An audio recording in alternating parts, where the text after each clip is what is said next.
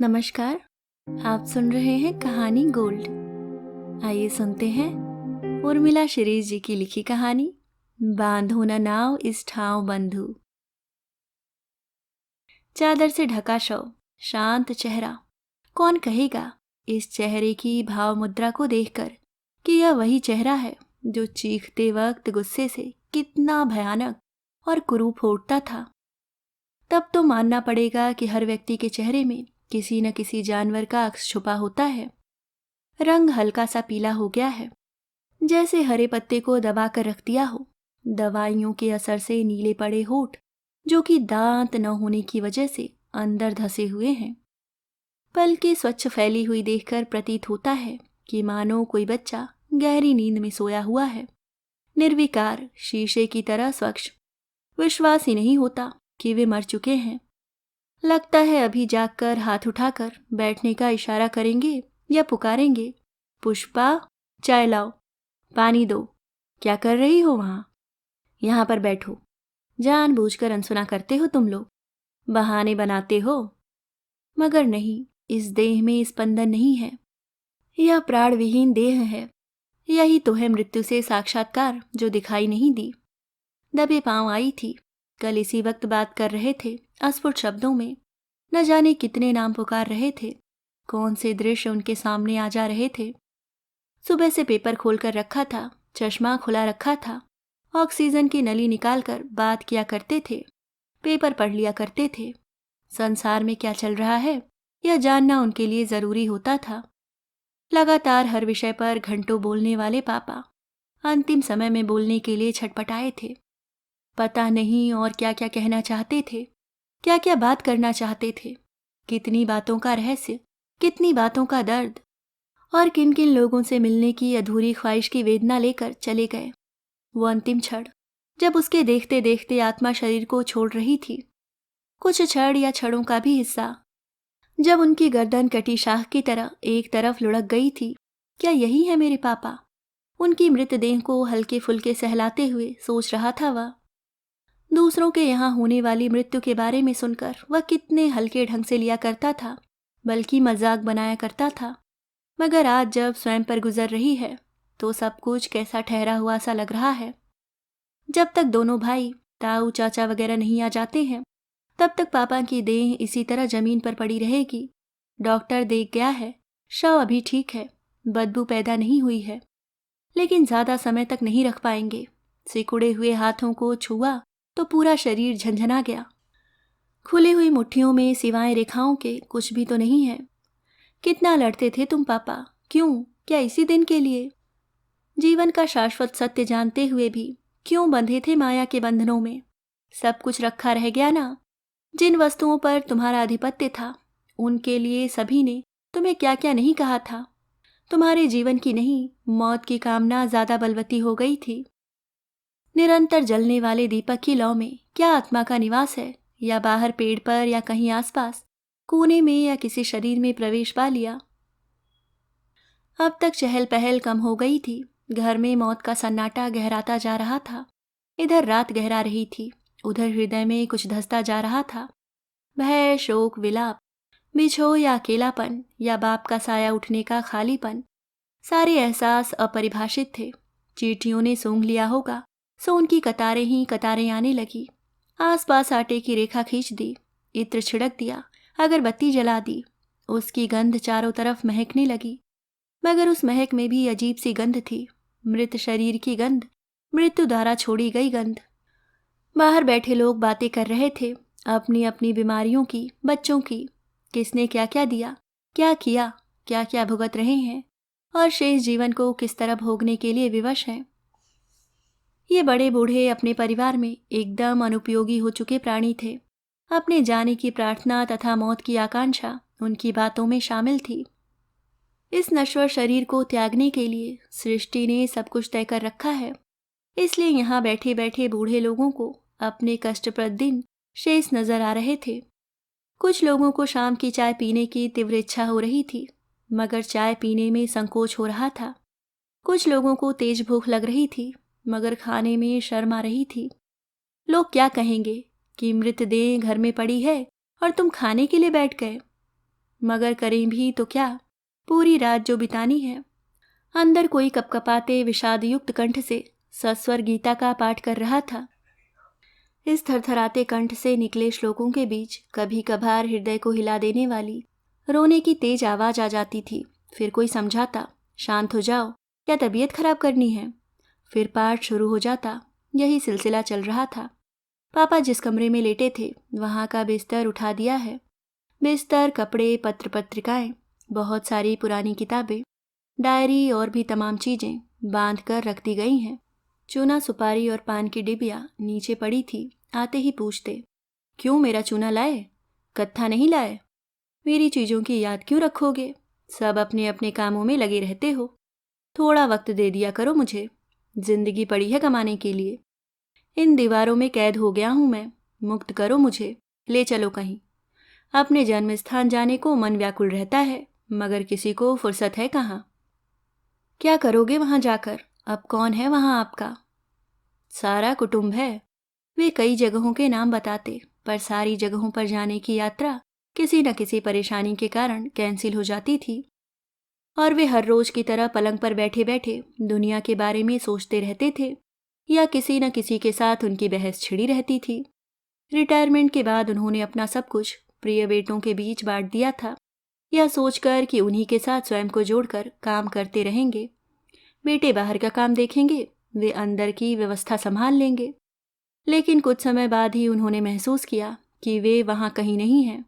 उनका काम करने का ढंग किसी को पसंद नहीं आता था। उन जगहों पर वे नहीं जा सकते थे जो कभी उन्होंने खरीदी थी। उन चीजों को वो नहीं छू सकते थे जिनको उन्होंने स्वयं बनाया था।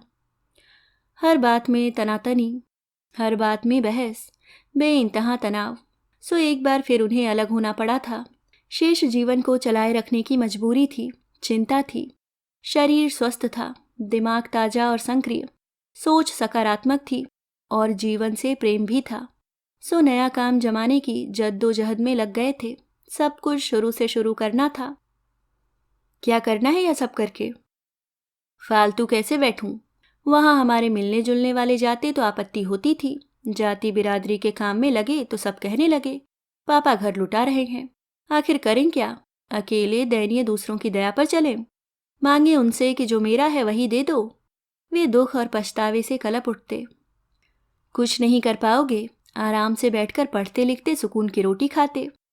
फिर भी वे लगे रहे थे। कुछ वर्ष सब कुछ ठीक ठाक चलता रहा था, लेकिन जब शरीर थकने लगा था और काम नहीं संभाल पा रहे थे तो मछला बेटा उनके साथ आकर रहने लगा था। उसके आने से फिर घर में कलह शुरू हो गया था। ससुर बहू के बीच जमकर कहासुनी होती थी। इसे समझाओ। आप भी क्यों बोलते हो? क्यों हर बात में दखल अंदाजी करते हो? जो कुछ कहना है मुझसे कहो। उससे कहो कि मुझसे तमीज से बात किया करे। मैं उसके पति की तरह उसका गुलाम नहीं हूं। डरता नहीं हूं। बुढ़ापा है अन्यथा। अन्यथा क्या करते? बेटे का ताव देखकर वे खामोश हो जाते। उनकी नसें तड़कने लगती, खून खौलने लगता। इतना अपमान। वह ताकत अब शरीर में नहीं रही थी जिसके बल पर वे दहाड़ा करते थे। मन ही मन गहरी वेदना में डूब जाते, उदास हो जाते। मन फड़फड़ा उठता। ऐसे बच्चे निकलेंगे सोचा न था। जब उनकी तबीयत ज्यादा खराब हो जाती तो रात रात भर कराहते, जागते, तड़पते, सांस खींचने के लिए संघर्ष करते। सारा घर दहल जाता। बेटा अर्धनिद्रा में बैठा पीठ थपथपाता, सिर की मालिश करता। फिर भी उनकी शिकायतों का पुलिंदा कम न होता था। बैठे बैठे चैन नहीं पड़ता आपको? क्या चाहिए आखिर? क्यों चैन नहीं लेने देते हो? मार दूं उसे, भगा दूं या मैं चला जाऊं? रात दिन कलह, रात दिन शिकायतें। बेटा चिल्लाता, मैं मर जाऊंगा तब शांति से रहना। क्या करते हो सिवाय अपने कामों के? तो क्या आपकी वजह से काम छोड़ दूं? 4 साल से सिवाय आपकी सेवा के किया ही क्या? वाह बेटे, यह भी बता दो कि 4 साल में कितनी रोटियां खिलाई हैं। बेटा झुझलाकर बाल नोचने लगता। मैं बाहर नहीं जाऊंगा तो बच्चों को क्या खिलाऊंगा? आप तो देते नहीं एक पैसा निकाल कर। क्या साथ में लेकर जाओगे? और क्या लेना चाहते हो? सब कुछ तो दे दिया था। जो है वह भी दे दे, ताकि मेरे मरने पर अंतिम क्रिया के लिए पैसा तक न बचे। तुम लोगों का क्या भरोसा, उसी समय लड़ने बैठ जाओ या हिसाब करने लगो कि कौन लकड़ियां लाएगा कौन बांस। बस इतना ही पैसा है मेरे पास कि मेरी अंतिम क्रिया आराम से हो जाएगी। और ये मकान, इनका क्या करोगे? मेरे जीते जी नहीं बिकेंगे। कौन बकवास करे आपके साथ, रखे रहो, सिर पर लाद कर ले जाना। इस उम्र में आदमी भजन पूजन करता है, शांति से बैठता है, और ये देखो तो कान लगाए बैठे रहते हैं, न जाने क्या चाहते हैं। बेटा भुनभुनाता हुआ बाहर निकल जाता। वास्तव में क्या चाहिए था उन्हें? भरा पूरा परिवार था, कमाने वाले पुत्र, अपने परिवार में सुखी जीवन बिताने वाली पुत्रियां, नाती पोते, फिर भी कहीं कोई अभाव था। अभिप्साएं थीं जो उन्हें बेचैन रखती थीं। ऊपर से तो सब कुछ परिपूर्ण भरा पूरा दिखाई देता था, पर अंदर से कोई सुरंग थी। जीवन के अंतिम छोर पर बहुत सारी स्मृतियों के साथ रिश्ते जुड़े थे। वे अनदेखे रिश्ते थे। वे जाने पहचाने चेहरे उन्हें पुकारते थे, खींचते थे। अपने मन की इस दबी छुपी चाह को, वेदना को बताते हुए डरते भी थे, सकुचाते थे। खाट पर पड़ा मरणासन्न इंसान असमर्थ था, फिर भी बड़े बेटे से उनका मन मिला हुआ था। दुनिया जहान की बातें, शिकायतें, इच्छाएं वे उसी के साथ बांटते थे। सो इस प्रसंग को भी बताने के लिए छटपटा रहे थे। मन के किसी कोने में उसको लेकर विश्वास की डोर बंधी थी। मेरा एक काम करोगे? जैसे ही वह बात शुरू करते पत्नी आकर बैठ जाती। तुम अपना काम करो, हम अकेले में कुछ बात करना चाहते हैं। पत्नी आशंका से देखती। कोई कागज तो नहीं है, वसीयत तो नहीं लिखी जा रही है, किसी प्रकार की लिखा पढ़ी तो नहीं की जा रही है, वरना मेरे पास क्या रहेगा जीवन बिताने के लिए? इनका क्या, ये तो तब चले आप चले, बिना पैसे के कौन पूछेगा? पप्पू, क्या तुम मुझे ले जा सकते हो? कहाँ? कैसे? मैं तो ले चलूं, पर आपकी हालत। एक बार मैं उससे मिलना चाहता हूँ, भरोसा दिलाना चाहता हूँ। ऐसा न हो कि अंतिम समय में वह सड़क पर अकेले में मरी पड़ी रहे, कोई कंधा देने वाला न हो। उसको देखे हुए कितने साल हो गए। वे उंगलियों पर गिनने लगे, 1 2 3। जब से बिस्तर पर हूँ, आने जाने में अशक्त हो गया। चिट्ठी भी तो नहीं लिख सकता। पापा, तुम भी क्या बुढ़ापे में ये सब झमेले पाल कर बैठे हो? माँ को पता चलेगा तो। इतने वर्षों से सेवा तो वही कर रही है। 40 साल से जो तुम्हारे साथ है उसके ना हो सके तुम, फिर जीवन के आखिरी समय में अपनी बेइज्जती करवाना चाहते हो। धोखेबाज माने जाओगे, सब गालियां देंगे, थूकेंगे। बेटा तैश में आकर बोला, पहले मेरी बात पूरी तरह से सुनो। वो यानी पत्नी तो कब से मेरे मरने की राह देख रही है, क्या क्या नहीं सुनाती, इसलिए उसकी परवाह नहीं। रही तुम्हारी बात, तो तुम्हारे पास वक्त है अपने बाप के लिए। वकालत मत करो कि मैं किसका पति हूँ, किसका बाप हूँ। सिर्फ मुझे देखो, मुझे, एक आदमी को। नैतिकता के पाठ मत पढ़ाओ मुझे, मेरे पास वक्त नहीं है। उसकी जिंदगी का कुछ न कुछ इंतजाम तो मुझे करना ही होगा। वे एकाएक उत्तेजित हो उठे, सांस फूलने लगी, सीना पकड़कर निढाल से बैठ गए। लगा अंतिम क्षण रह गए हैं। हाँ बोलो। उसका दिल धड़कने लगा, पता नहीं कौन सा रहस्य खोलने वाले हैं। पानी लाने के बहाने अंदर गया, यह देखने के लिए कि कहीं माँ तो दरवाजे के पास नहीं खड़ी हैं। किवाड़ अड़का दो, उन्होंने संकेत किया। फिर सिराहने से कॉपी निकालकर बोले, ये जो कविताएं लिखता रहा हूँ, उनमें छुपे भावों को समझा है? वह भाव, वह वेदना किसने दी, कहाँ से आई? उसने दिया था जीवन जीने का सहारा, आशा का आलोक। जब से नौकरी में यहाँ वहाँ मारा मारा फिरता था, तब मेरे मकानों में रखवाली किसने की? उसने। मैं एक एक पैसा जोड़कर लाता था, उसके पास रख देता था। जानते हो किस लिए? मकान बनवाने के लिए। मैं काम लगवा कर चला जाता था और वह देखती थी। जैसे चिड़िया अपना घोंसला बनाती है, वैसे ही हम दोनों ने मिलकर बनाया था उन मकानों को। उससे वादा किया था कि जिंदगी के आखिरी समय में यहीं आकर रहूंगा, उन्हीं मकानों में। मगर तुम लोगों की वजह से यहाँ वहाँ रहना पड़ा, लौट कर जा ही नहीं सका। वे रुके, जोर जोर से सांसें खींची, थोड़ा सा विश्राम किया, मौन रहकर। उसके मन में कौतूहल जाग उठा आगे की बात सुनने के लिए, सो बीच में टोका नहीं। कहानी अविराम जारी रही। बचपन में ही, छोटी उम्र में ही विधवा हो गई थी वह। कुछ समय तो माँ बाप के साथ रही, फिर भाई के पास। सीधी साधी औरत। भाई महामक्कार, भौजाई दुष्ट। माँ बाप भाग्य को कोसकर गालियां देते और भौजाई नौकरानी की तरह काम करवाती। अपने घर में पीछे से सब कुछ दिखाई देता था, सुनाई देता था। एक एक दिन की पीड़ा को देखता था मैं। उस पर हो रहे अत्याचारों को देखकर मेरा मन घबराता था, क्षोभ से भर जाता था। एक दो बार उन लोगों को डांटा, समझाया, मगर होना क्या था। वे फिर चुप हो गए। खांसी का दौर शुरू हो गया था। सांस फिर तेज चलने लगी थी। उनकी सारी ऊर्जा खत्म हो जाती थी इस तरह के दौरा पड़ने पर। एकदम पस्त हो गए। वह पीठ थपथपाने लगा, सिर की मालिश करने लगा। मन उनकी बातों में अटका हुआ था, सो जिज्ञासा का भाव मन को अधीर कर उठा। फिर क्या हुआ, सो पूछ ही लिया। भाई पुलिस में भर्ती हो गया था। उसके जाने के बाद स्थिति और भी बदतर हो गई। जवान विधवा स्त्री को अकेला जानकर कई मनचले लोग आसपास मंडराते, उसे छेड़ते, संदेश भिजवाते, परेशान करते। उसका रूप और यौवन ऐसा कि आंखें चौधी आ जाएं। एक ब्राह्मण विधवा स्त्री की इज्जत का सवाल था, और ये मेरे खून और संस्कारों में नहीं था कि कायरों की तरह उसे यूं ही जलील होता देखूं, या कोई बहला फुसला कर सौदा करके उसे कोठे पर ले जाकर बैठा दे, या धर्म के ठेकेदार धर्म के नाम पर उसे सन्यासिनी या योगिनी बनाकर उसका शोषण करें। सो एक दिन तलवार ले जाकर चिल्लाया, सालों हाथ पांव काट कर फेंक दूंगा अगर दिखे तो।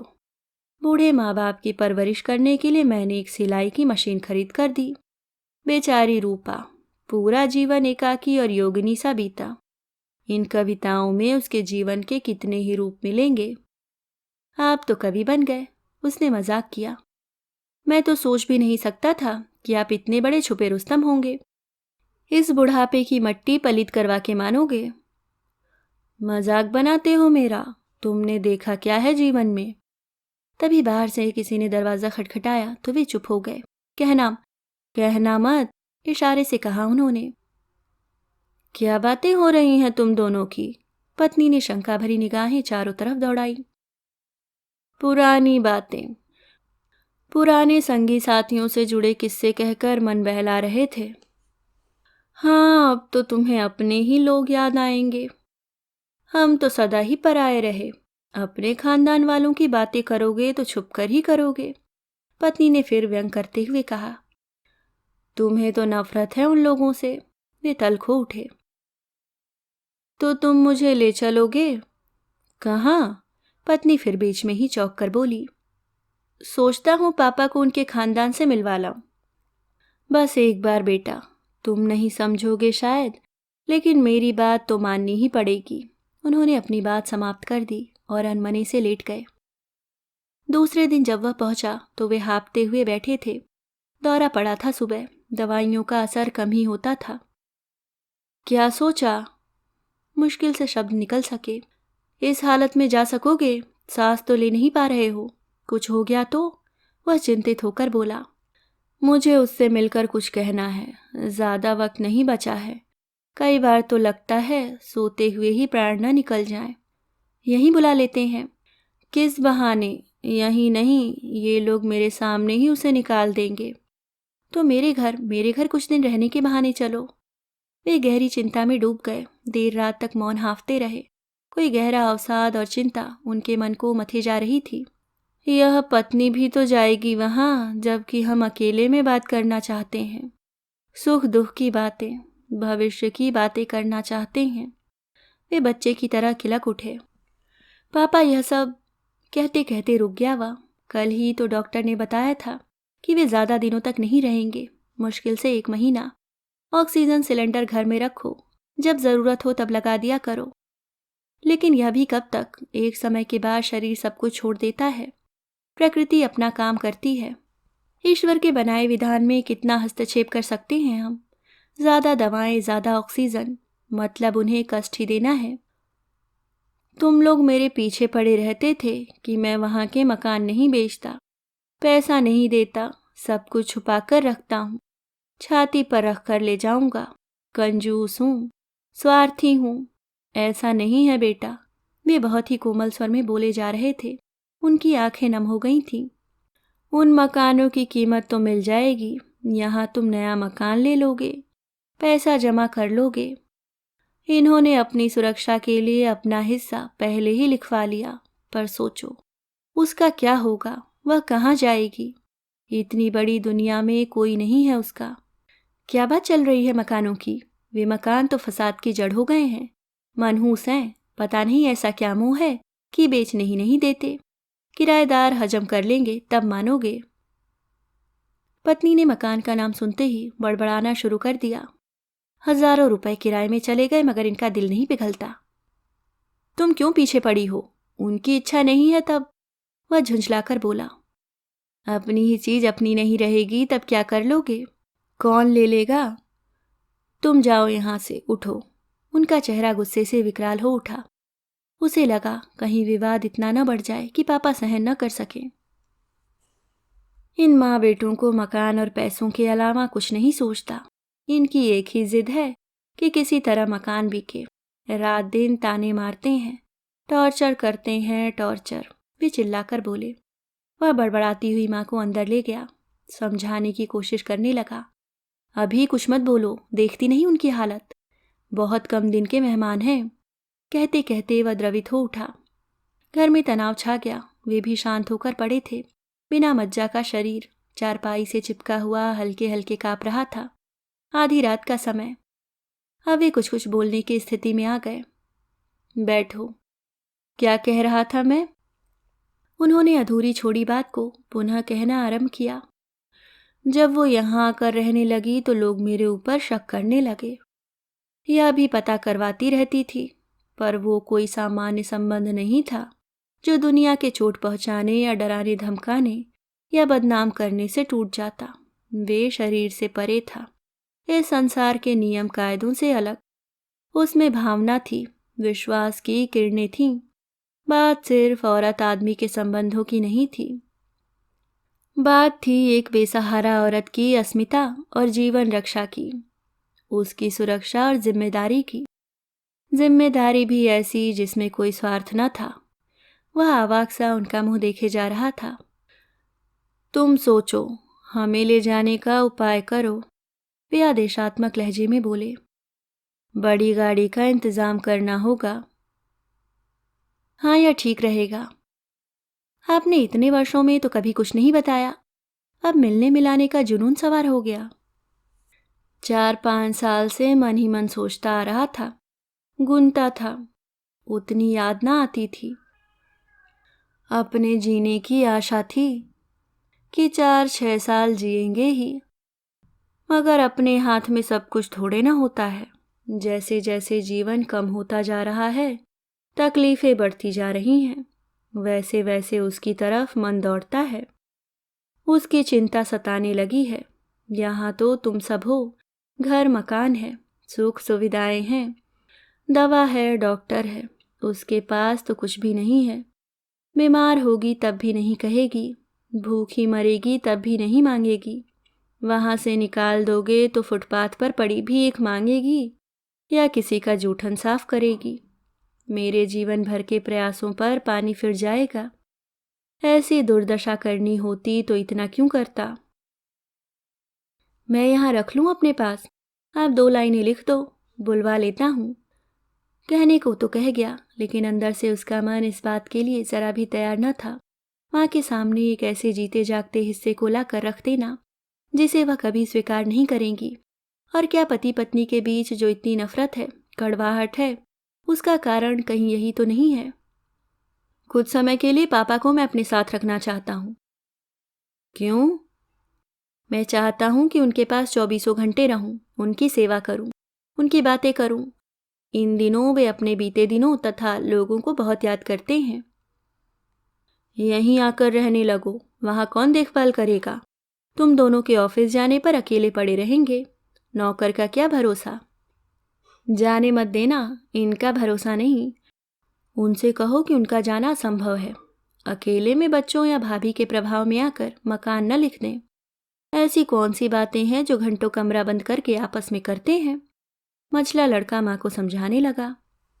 शाम को पत्नी आकर बैठ गई, प्यार जताते हुए बोली, वहाँ परेशान हो जाओगे, दोनों ऑफिस चले जाते हैं, नौकर रहता है, मैं यहाँ बच्चों को नहीं छोड़ सकती वरना। मैं तो जाऊँगा, उसके पास भी रहना चाहिए, वह मुझे ले जा रहा है। ऐसी हालत में एक बार सबको देखने की दिली तमन्ना है, यही बुला लेते हैं सबको। आदमी तो आ जाएंगे पर मेरे मकान, मेरे पुरखों की धरोहर, वो जगहें, वहां जाते जाते कुछ हो गया तो? कुछ नहीं होगा, हो भी गया तो धन्य भाग, जो अपनी जन्मभूमि पर जाकर मरूंगा। जाने की जिद सवार थी उन पर, वह क्या करता। एक तरफ जीवन की आशा छोड़ते, देह त्यागते पिता की प्रबल इच्छा का आग्रह, तो दूसरी तरफ परिवार के दबाव, माँ का विश्वास। उनको ले जाऊं, वह सोचता। हो सकता है कि पापा ने जाने का विचार त्याग दिया हो, लेकिन हड़बड़ा भी जाता, क्या पता कब सांस टूट जाए। कहीं ऐसा न हो कि मैं उधर जाऊं, ये इधर चल दें। जब उनकी नींद खुली तो रात के 11 बज रहे थे। खाने का निश्चित नहीं था, नमक बंद था। थोड़े से बिस्कुट या फल खा लेते थे। पत्नी तथा अन्य सदस्य पिक्चर देख रहे थे और वह उनके करीब बैठा था। गए नहीं, यहीं रुकोगे क्या? बोल कर तो आए, मन घबराता है, प्राण अटके पड़े हैं। मैं हूं ना, नसों से भरे हाथों को सहलाते हुए बोला वह। तुम्हारे अलावा एक वही थी जो मुझे समझती थी, मेरे संघर्ष को, मेरी तकलीफों को कभी ताना नहीं मारा कि मेरे जीवन का फैसला करने वाले तुम कौन होते हो। कभी कुछ नहीं चाहा, जो दिया उसी में खुश। उसके चेहरे की लुनाई, सौम्यता अनोखी थी, बाल इतने लंबे कि, पर किस्मत। वे अत्यधिक भावुक होकर सुना रहे थे, जैसे कोई अंतरंग मित्र अपने मित्र को प्रेम कहानी सुनाता है। उसकी जिंदगी को बचाने का, उम्र भर इज्जत के साथ रखने का वचन लिया था मैंने। जब तक वह जिंदा है तब तक मकान मत बेचना, न उसको वहां से निकालना। ये लोग उस पर केस दायर करने की धमकी दे रहे थे। वे याचना सी करने लगे। हाँ पापा, ऐसा ही करूँगा। बस एक बार तुम्हारे सामने उसको भरोसा दिलाना चाहता हूँ। वह दुखी हो उठा। कैसी अजीब स्थिति, बल्कि धर्म संकट आ खड़ा हुआ है। अभी सपने में दिखी थी वही वर्षों पुराना चेहरा, जब मैं जाता था और वो सामने आकर खड़ी हो जाती थी। ख्यालों से जाती ही नहीं है, बुला रही है या तकलीफ में है। वे उद्विग्न हो उठे। बस चलता तो उठकर चले जाते। सब कुछ गुपचुप चल रहा था, फिर भी इन वार्ताओं तथा मंत्रणाओं का असर घर के वातावरण में घुल गया था। सब संशय में डूबे थे, नाराज थे। पत्नी अपमान और गुस्से से भरी थी कि ऐसी कौन सी बात है जिसकी वह हिस्सेदार नहीं है। उस दिन उनकी तबीयत कुछ ठीक थी, इसलिए उनको ले जाने की व्यवस्था की गई। वे बेहद खुश थे, आत्मविभोर थे। नए कपड़े पहने थे, नई चप्पलें, शेव बनवा ली थी, पूरा बदन पुछवाया था, बालों में तेल लगवाया था। सबको ताज्जुब हो रहा था कि वे किसी को भी साथ क्यों नहीं ले जा रहे हैं। जरूर बाप बेटे की कोई साजिश है, कहीं कोर्ट या वकील के पास तो नहीं जा रहे हैं। अन्यथा ऐसी क्या बात हो सकती है जिसमें कोई तीसरा शामिल नहीं हो सकता। लेकिन आधे रास्ते से लौटना पड़ा।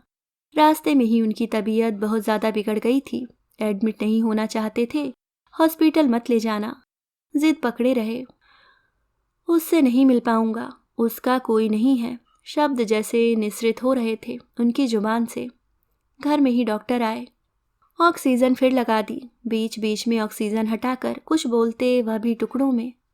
मुझे जाना है, उसको देखना है, मेरा घर देखो, बाहर कोई खड़ा है। उसके हाथ पांव कांपने लगे। पापा सेमी कोमा में चले गए। क्या करूं मैं, उन्हें किससे कहकर बुलवाऊं? यह ऐसी बात थी जो किसी को भी नहीं बताई जा सकती थी। वहां ऐसा कोई व्यक्ति था ही नहीं जिसे भेजकर रूपा को बुलाया जा सके। यह आशा टूटने का सदमा था, या शरीर की थकान, या अवसान की वेला। संध्या वेला में अंततः वे संसार की यात्रा से अंतिम विदा ले चुके थे। बैठे बैठे रात कब बीत गई उन्हें देखते हुए पता ही नहीं चला। पापा, उसके हृदय से हुक सी उठी। बुढ़ापे को ही लोग क्यों याद करते हैं? इसलिए कि वह अभी अभी होकर गुजरा है, जबकि जवानी का वह समय जब आपने रात दिन मेहनत की थी, कठोर श्रम किया था, अपनी फरमाइशें पूरी करने के लिए कितनी मेहनत करनी पड़ती है, कैसे चुन चुन कर अपने सपनों को साकार किया था। दुर्भाग्य कि किसी ने याद नहीं किया उन बातों को। सबने हिसाब किताब पूरे कर लिया आपके साथ, आपको ही घोषित कर रखा था लालची, स्वार्थी, कठोर। उठो बेटा, हाथ मुंह धो लो, बीमार पड़ जाओगे, तुम्ही को सब कुछ करना है। ताऊ जी पास आकर बैठ गए, लेकिन नहीं, वह एक पल के लिए भी नहीं उठना चाहता था। जब तक पापा का शरीर है तब तक पवित्र रहना ही चाहिए। रात्रि से लेकर अब तक कितनी बार इत्र छिड़का, अगर बत्तियां जलाता रहा। उसने वहां के कुछ पुराने परिचितों को खबर करवा दी थी। हो सकता है कि रूपा को पता चल जाए, वह आ जाए, उसके आने पर किसी प्रकार का तमाशा खड़ा न हो जाए। इस बात की चिंता भी उसे थी। माँ को कौन समझाएगा, पर उसकी अंतरात्मा एक ही बात को मान रही थी कि इस समय कोई किसी का बेटा नहीं है।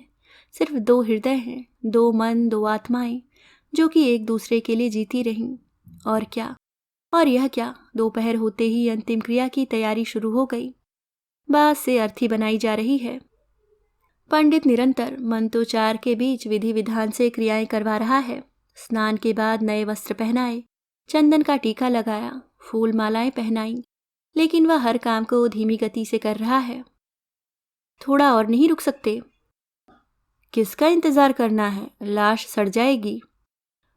उनके दोस्त और रिश्तेदार तो आ गए ना, बस अब और नहीं रुक सकते, शव का रंग बदलने लगा है। उसका मन मस्तिष्क सुन्न सा हो गया, प्रतिक्रिया विहीन, आवाज होठों के भीतर फड़फड़ाती सी। अब शव को अर्थी पर रखा जा रहा था, दूर खड़ी गाड़ी तक कंधा लेकर ले जाना था। पूरे वातावरण में मंत्रोच्चार और लोगों की सिसकियां सुनाई दे रही थीं। छोटे से मटके में प्रज्वलित अग्नि से उठता हुआ धुआं एक बारीक रेखा बनकर आकाश में अदृश्य होता जा रहा था। शून्य में फिर एक चेहरा आकर झिलमिलाने लगा, श्वेत केश राशि, गोरा झुर्रियों वाला चेहरा, माथे पर उदासी की लकीरें खिंची हैं, आंखों में विरागनी का भाव, रूपा। शमशान घाट पर लोगों के बीच वह एकदम तटस्थ भाव से जुट गया। एक लकड़ी, दो लकड़ी, फिर लकड़ियों के बीच पापा की निर्जीव देह ढक गई। परिक्रमाएं, मुखाग्नि, फिर चटकती हुई लकड़ियों के बीच अग्नि में समाते पापा। ओह, कब से रुका बांध किनारों को तोड़ने लगा। लोगों ने आकर उसे थाम लिया। नहीं, बहुत हिम्मत दिखाई तुमने, जाने का समय आया तो चले गए। मृत्यु पर किसी का वश नहीं होता है। कितने कष्ट थे, उन कष्टों के बीच जीने से अच्छा यह मुक्ति है। भरा पूरा जीवन जीकर गए हैं, कोई इच्छा शेष न थी।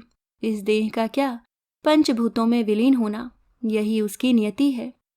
सांत्वना के शब्द उसके आंसुओं को सुखा देते हैं, मगर मन को कोई बहुत तेजी से झकझोर रहा है, पुकार रहा है, खींच रहा है। चिता की लपटें जब शांत हुई तो सूर्यास्त हो चुका था। लोग जा चुके थे, सिर्फ परिवार के लोग बचे थे। बाहर से आए लोग रात में ही निकल जाना चाहते थे, ताकि ऑफिस या अपनी ड्यूटी ज्वाइन कर सकें। घर के बाहर दूर तक झाड़ू लगा दी गई थी और घर को खूब अच्छे से धो दिया गया था। उनके रहते इतना बड़ा कमरा कितना छोटा लगता था। सारा सामान एक कोने में बिखरा पड़ा था कचरे के पास। ये किसने फेंका? एकाएक वह इतनी जोर से चिल्लाया कि सारे लोग भाग कर आ गए। क्या हुआ? इतनी जल्दी पड़ी थी सामान फेंकने की? सब फालतू सामान है। फालतू? वर्षों से रखी उनकी कॉपी, डायरी, अखबार, किताबें खोलकर देखी किसी ने? बस तुम सबको तो उनकी पेटी से मतलब है। पेटी फेंकी तुमने? उसके मुंह से ऐसे कड़वे शब्द सुनकर सब हतप्रभ रह गए। कुछ मत बोलो, होश में नहीं है। 2-3 दिन से पूरी पूरी रात जागता रहा, किसी ने समझाया। वह वहीं पालथी मारकर बैठ गया। एक एक सामान बीनने लगा, सहेज कर रखने लगा। इसमें उनका नितांत व्यक्तिगत संसार बिखरा पड़ा था। छुपा था बस एक ऐसा रहस्य जिसके बारे में सिर्फ वही जानता था। सभी लोग नहा धोकर चाय पी रहे थे या खाना खाने के लिए बैठ गए। उनको खाते देखकर ऐसा लग रहा था जैसे वर्षों से भूखे हों। दाल अच्छी बनी है, कोई कह रहा था। सब्जी नहीं बना सकती थी तो चटनी बना लेती, कोई दूसरा कह रहा था। उसने कान बंद कर लिए और आंखों को पोंछने लगा। सुबह उठकर अस्थियां चुनकर नर्मदा जी में विसर्जित करनी है, फिर इलाहाबाद जाना होगा। 13वीं कैसी करनी है, कौन कौन आया था, किस किस को बुलाना है, आदि बातों पर चर्चा चल रही थी। लेकिन वह उनकी तस्वीर के सामने उन सबसे अलग मौन बैठा था। सब लोग एकाएक चुप हो गए। उसे बुरा लग रहा होगा। मनुष्य को तस्वीर बनने में कितना सा वक्त लगता है। मनुष्य के जीवन की यही परिणति है शायद। उसका मन विचलन से भर उठा। जाकर उनके कमरे में जा बैठा। एकदम खाली सपाट कमरा, सारी चीजें निकाल दी थी। एक शून्य सा फैला था। बचपन की एक एक याद आने लगी। एक तीखा अपराध बोध मन को रुलाने लगा।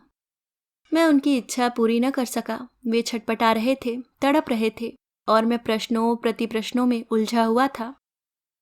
कितनी तुच्छ थी हमारी इच्छाएं कि हर वक्त मकानों को लेकर लड़ते रहे, उन्हें कोसते रहे, उन्हें गलत समझते रहे, बेचने के लिए मजबूर करते रहे। उसे क्या पता था कि वहां उनकी आत्मा है, मन अटका पड़ा है। जीवन ज्योति है, जीवन का एक ऐसा अंश है जो सजीव है। सोचते सोचते झपकी सी लग गई या शोक में डूब गया था। तभी लगा कि कोई दरवाजे के बाहर खड़ा है। एक दुबली पतली बूढ़ी काया, झुकी हुई, गोया कि शोक का भार न सह पा रही हो। वह तुरंत उठकर गया। कौन है? मैं हूं भैया। यही घर है महाराज का? हाँ। वह सिहर गया। न जाने क्या घटित होने वाला है। ये रूपा मौसी है भैया। साथ वाले लड़के ने कहा। रूपा? वह आश्चर्य से देख रहा था। न जाने क्या घटित होने वाला है। पीछे मुड़कर देखा, घर वाले कहाँ हैं? किसी ने सुना तो नहीं। आज जैसे ही खबर लगी सांझ को, वैसे ही चले आए। वो पतली छायाकृत अब ठीक उसके सामने खड़ी थी। सीधे पल्लू की साड़ी, सिर पूरा ढका हुआ, गोरा रंग अब भी क्रिस्टल की तरह चमक रहा था। गालों की जगह मोटी मोटी झुर्रियां, जैसे खूबसूरती के साथ चटाई को बुना गया हो। अंदर चली जाओ। वे अंदर सकुचाती सी आ बैठी। तस्वीर के ठीक सामने बैठी वह पापा को देखे जा रही थी। जैसे मौन संवाद चल रहा हो। पूरे घर में सघन नीरवता छाई थी। रात भर से जागे लोग थककर यहाँ वहाँ जमीन पर लुढ़के पड़े थे। उस नीरव कमरे में दीपक की लौ ही साथ दे रही थी। अकंप लौ जैसे दिग दिगंत की हलचलों को थामे हुए हो। पापा की आंखें जो तस्वीर में से भी रूपा को एकटक देखे जा रही हों, उसने गौर से देखा। झुर्रियों के आवृत्त से झांकती आंखें जो कभी सुंदर और भावप्रवण रही होंगी। ये कैसे आ गई? भाई ने घृणा से कहा। आखिर हैं तो किराएदार। वह उनको लेकर सतर्क हो गया। अतिरिक्त सफाई देने लगा। अब आ गई ढोंग करने। इतने वर्षों से कब्जा किए बैठी है। बड़ी दया दिखाते थे वे इस पर। इसी की वजह से मकान नहीं बेचे। वह चुप रहा। वे जहां बैठी थी वहीं जाकर बैठ गया। इस स्त्री के हृदय में क्या चल रहा है महसूस कर सकता था वह। पापा ने कहा था वह नितांत अकेली है। दूसरे मकानों से जो किराया आता था उसी से गुजर बसर होती थी। अब कौन उनको पैसा देगा, जबकि किराया न देने के लिए यहाँ से ताकीद की जाएगी। अंतिम दर्शन न हो सके। वे बुदबुदाई। वो तो आना चाहते थे। उसने चारों तरफ देखकर धीमी आवाज में कहा। चले गए। वे फिर बुदबुदाई। उसने उनका हाथ थाम लिया, नरम छोटा सा गुदगुदा हाथ। बेशब्द सांत्वना दी। ईश्वर! वेदना से भरी आह निकली उनके मुख से। उन्होंने साड़ी के पल्लू में से चाबियों का गुच्छा निकाला और उसके हाथ में रख दिया। मकान की चाबी है। आप कहाँ जाओगी? कहीं भी। कैसे तो निर्विकार भाव से बोली वे। आप वहीं जाकर रहो, उसी मकान में। आपको रखना मेरी जिम्मेदारी है, पापा ने कहा था। उन्होंने साड़ी का पल्लू ऊपर खिसकाकर उसे गौर से देखा, जैसे परख रही हो। अब तक सब लोग आसपास खिसक आए थे या जाने अनजाने उनके कान इधर लगे हुए थे, इसलिए जो बात जहां थी वहीं रुक गई। वह इस समय इस बारे में ज्यादा बातें करना भी नहीं चाहता था, मगर रूपा के लिए फैसला करने का यही वक्त था। उठकर बाहर जा खड़ी हुई। साथ में आया लड़का ऊँघ रहा था। उसका मन घुमड़ने लगा। पापा को अग्नि को सौंप वह भी किसी ऐसे व्यक्ति के साथ बैठकर बातें करना चाहता था जो उनको बहुत चाहता हो, समझता हो अपने लोगों के लिए मन कैसा तड़पता है। सुबह चली जाना, उसने बाहर बैठते हुए कहा। वे बेंच पर बैठ गई। वह बाकी सदस्यों के जाने का इंतजार करने लगा ताकि एकांत में पापा द्वारा कही गई बातें बता सके। उसने चाबी का गुच्छा वापस उनके हाथ में रख दिया। जैसे रहती थी वैसे ही रहो, मैं हूं ना, उसने जोर देते हुए विश्वास दिलाना चाहा। उन्होंने आपकी जीवन रक्षा की थी, वह डर गया। वह डर गया, कहीं ये बातें भाई या माँ तो नहीं सुन रहे हैं, अन्यथा इस शोक में भी हंगामा खड़ा हो जाएगा। फिर भी वह पुनः बताने लगा, आपसे मिलने आ रहे थे, पर रास्ते में तबीयत बिगड़ गई तो वापस लौटना पड़ा। कई बार नाम पुकारा था, आप चिंता क्यों करती हो? उसने देखा, अंदर से भाई इशारा करके बुला रहा है। जाने दो इसको, क्यों बैठी है यहाँ? मकान खाली करवाना है, 40 साल हो गए हैं, कानूनन कब्जा कर सकती है। रात में कहाँ जाएगी? उसने भाई को चुप रहने को कहा। ये वक्त है ऐसी बातें करने का, कोई सुनेगा तो क्या कहेगा? अभी तो राख भी ठंडी नहीं हुई होगी। उसका गला भर आया। अब देखते हैं कौन रोकता है, अब तक तो उनकी वजह से रुके रहे, भीख मांगेगी सड़क पर। चुप रहो, वह गुस्से से विफर पड़ा। न जाने कितनी देर तक बहस होती रही। सबको लग रहा था कि वह पिता के गम में अब नॉर्मल सा हो गया है, इसलिए कुछ भी बोले जा रहा है। थोड़ी देर बाद जब वह बाहर निकला तो देखा रूपा वहां नहीं है। गेट तक तेजी से भागकर गया। सड़क से थोड़ी दूर चलकर कच्ची पगडंडी शुरू होती है। आसपास लंबी घास खड़ी है। लाइट का प्रकाश मध्यम पीला था। आंखें गड़ाकर देखने पर नजर आई 2 धुंधली आकृतियां। मन किया दौड़ पड़े। पता नहीं कितनी देर तक अकेला संज्ञा शून्य सा खड़ा रहा, फिर भारी कदमों से बाहर बेंच पर कटे वृक्ष की तरह गिर पड़ा। कुछ चुभने पर हाथ से झटका तो कोई चीज झन से गिरी। लाइट जलाई, देखा वही चाबियां थी। उसे लगा वह चेतना शून्य हो गया है। शरीर में गति नहीं है, स्पंदन नहीं है। आंखों के सामने एक उड़ती हुई आकृति है जिसे वह पकड़ नहीं पा रहा है। इतने बड़े शहर में, बल्कि संसार में कहाँ खोजूंगा उन्हें? उसे यूं स्वयं से बातें करते देख सारे लोग घबराकर बाहर आ गए। कोई कह रहा था, वह शोक संतप्त है, कई रातों से जागा है। कोई कह रहा था, बड़ा बेटा है, अपने हाथों से पिता को अग्नि को समर्पित किया है, सदमा बैठ गया होगा। दुखी क्यों नहीं होगा, आखिर थे तो पिता ही। मगर उसके हृदय में तीव्र वेग से व्यथा की आंधी चल रही थी और बेतुके से शब्द निकल रहे थे। सबको लगा वह विलाप कर रहा है। अभी आप सुन रहे थे उर्मिला शिरीष जी की लिखी कहानी बांधो न नाव इस ठाव बंधु। धन्यवाद।